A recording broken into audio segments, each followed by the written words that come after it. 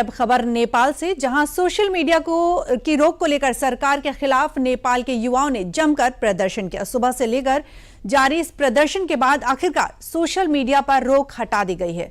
अब आखिर इस प्रदर्शन के पीछे की वजह क्या है, दिखाते हैं आपको अपनी रिपोर्ट में।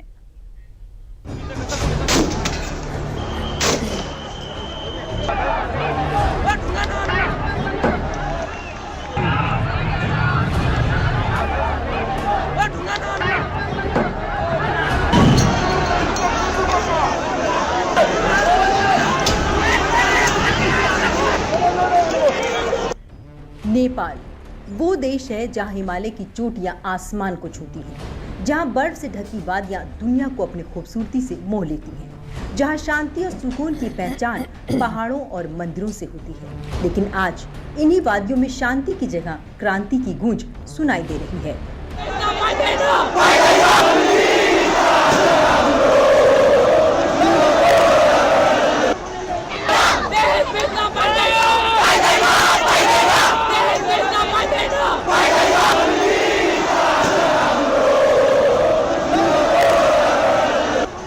सोमवार को नेपाल की राजधानी काठमांडू की सड़कों पर ऐसा नजारा देखने को मिला जो देश के इतिहास में शायद ही कभी देखा गया हो। हजारों की संख्या में युवाओं की ये भीड़ हाथों में विरोध का पोस्टर लिए सरकार के खिलाफ खुलकर अपनी आवाज बुलंद कर रही है।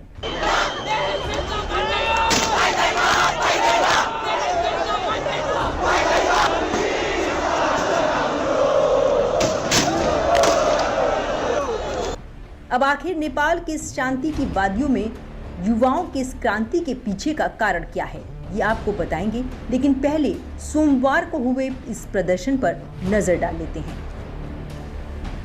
नेपाल की राजधानी काठमांडू में युवाओं का सरकार के खिलाफ जबरदस्त विरोध प्रदर्शन हो रहा है।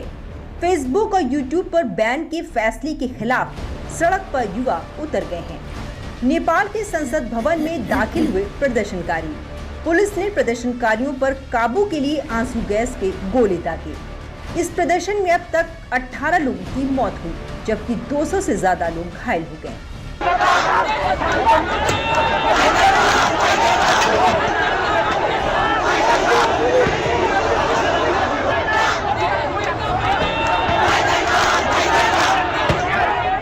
काठमांडू की गलियां जो कभी पर्यटकों के कदमों की आहट से गुलजार होती रहती थी, आज वहां युवा प्रदर्शनकारियों के नारों की गूंज है। संसद भवन से लेकर चौक चौराहों तक सरकार के खिलाफ जेन जेड रेवोल्यूशन खड़ा हो चुका है। सोमवार को काठमांडू की सड़कों पर जो तस्वीर नजर आ रही है, वो नेपाल की खूबसूरती पर एक बड़ा प्रहार माना जा रहा है। राजधानी काठमांडू की सड़कों पर ऐसा नजारा देखने को मिला जिसकी कल्पना शायद खुद सत्ता में बैठे लोग भी नहीं कर पाए थे।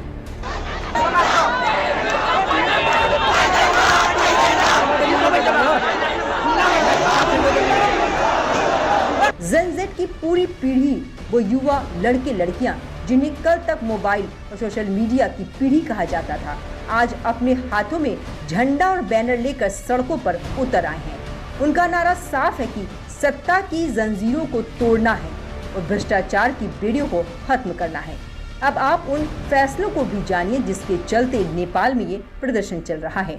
नेपाल सरकार ने 3 सितंबर को फेसबुक, इंस्टाग्राम, यूट्यूब समेत 26 सोशल मीडिया साइट्स पर बैन लगाने का फैसला किया था। इन प्लेटफॉर्म ने नेपाल के संचार और सूचना प्रौद्योगिकी मंत्रालय में रजिस्ट्रेशन नहीं कराया था। मंत्रालय ने 28 अगस्त से 7 दिन की समय सीमा दी थी, जो 2 सितंबर को खत्म हो गई थी, जिसके बाद सोशल मीडिया पर रोक लगा दी गई थी। पहाड़ों की वादियों में शांति की जगह क्रांति की ये गूंज फैलने लगी है। प्रदर्शन के दौरान हिंसा की घटनाएं भी सामने आई हैं। पुलिस और प्रदर्शनकारियों के बीच टकराव में खबर लिखे जाने तक 18 लोग मारे गए हैं और कई लोग घायल भी हुए हैं। भीड़ की आमद इस कदर थी कि पुलिस को भी स्थिति पर काबू पाने के लिए आंसू गैस और वाटर कैनन का इस्तेमाल करना पड़ा। अब आखिर ये युवा अपनी ही सरकार की खिलाफत क्यों कर रहे हैं और ये विवाद क्या मोड़ ले रहा है, आप ये समझिए।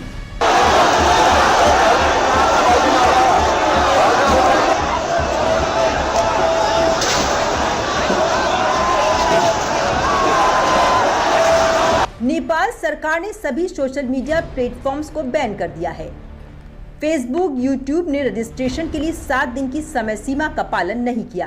प्रदर्शनकारी नेपाल में सोशल मीडिया बैन के खिलाफ आवाज उठा रहे हैं। काठमांडू में रात 10 बजे तक के लिए कर्फ्यू लगा दिया गया है। प्रदर्शनकारियों ने संसद की इमारत के गेट नंबर 2 के पास आग लगा दी थी। काठमांडू में जेनजेड प्रोटेस्ट के उग्र होने के बाद नेपाली सेना की तैनाती के आदेश दिए गए हैं। नेपाल सरकार ने इमरजेंसी सुरक्षा बैठक बुलाई है। नेपाल के विभिन्न शहरों में यह जेनजेड रिवॉल्यूशन फैल चुका है। युवा अपने डिजिटल अधिकारों, सोशल मीडिया की स्वतंत्रता और भ्रष्टाचार के खिलाफ आवाज बुलंद कर रहे हैं। युवाओं का गुस्सा इस बात पर है कि सरकार उनकी आवाज को दबाना चाहती है। लिहाजा सोशल मीडिया के लिए उठा ये प्रदर्शन अब सिर्फ सोशल मीडिया तक ही सीमित नहीं रह गया है। भ्रष्टाचार और बेरोजगारी भी इसके प्रमुख मुद्दे बनते जा रहे हैं। नेपाल के युवा अब सरकार की पारदर्शिता पर ही सवाल उठा रहे हैं। हालांकि नेपाल में ऑनलाइन प्लेटफॉर्म पर रोक लगाना ये कोई पहली बार नहीं है। इसके पहले भी नेपाल में कुछ प्लेटफॉर्म्स पर रोक लगाई जा चुकी है। जुलाई में सरकार ने ऑनलाइन धोखाधड़ी और मनी लॉन्ड्रिंग के मामलों में वृद्धि का हवाला देते हुए टेलीग्राम ऐप को ब्लॉक कर दिया था। वहीं अगस्त 2024 में टिकटॉक पर 9 महीने का प्रतिबंध हटाया गया था, जब प्लेटफॉर्म ने नेपाली नियमों का पालन करने पर सहमति जताई। हालांकि उस समय किसी तरह का कोई प्रदर्शन नहीं हुआ था, लेकिन इस बार तमाम सोशल मीडिया प्लेटफॉर्म बैन पर युवाओं का गुस्सा फूट पड़ा है।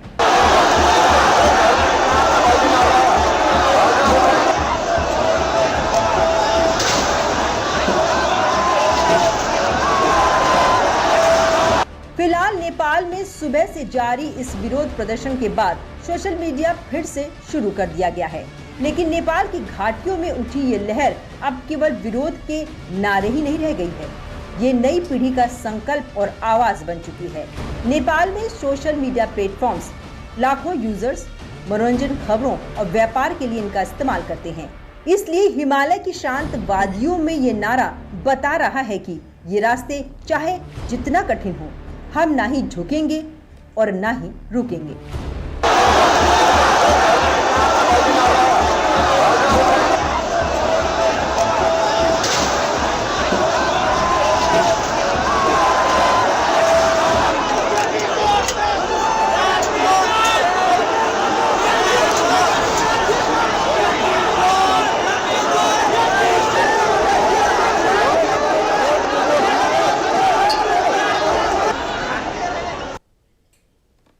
और न्यूज़ 360 में